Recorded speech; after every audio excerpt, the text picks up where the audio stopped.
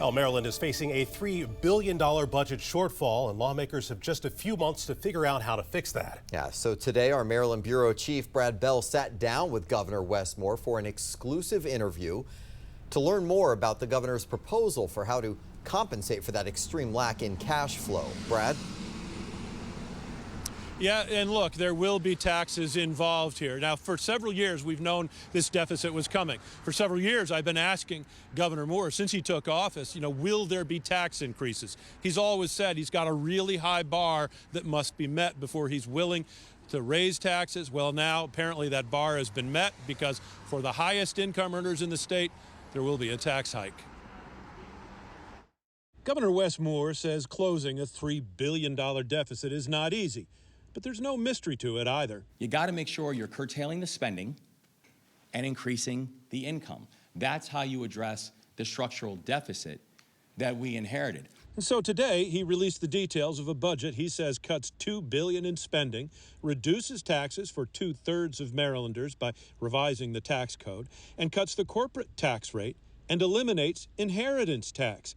But his plan will hike taxes for those making more than $500,000 a year by creating two new high-income tax brackets, which will impact 18% of Marylanders. The people who will be really taking on the lion's share of the increase are people who are making over $700,000 a year. Members of the Republican caucus in the legislature are praising the governor's cuts to the budget, but blasting the tax hikes.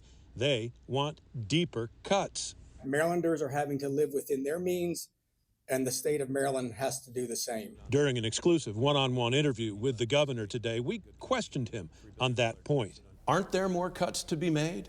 Is all of this spending absolutely necessary? We are going to continue going over this budget with a fine-tooth comb. What we're working to do is we're fixing the business model, because that's actually what's going to inspire and trigger growth, and that's what's actually going to help us to be able to move ahead of these other states.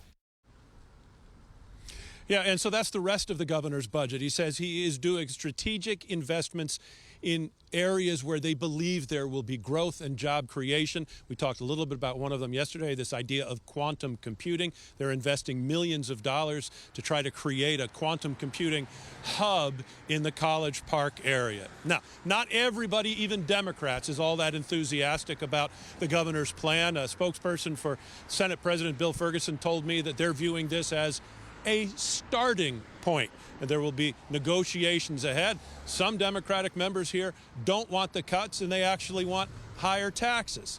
That'll all get worked out. At the State House, Brad Bell, 7 News.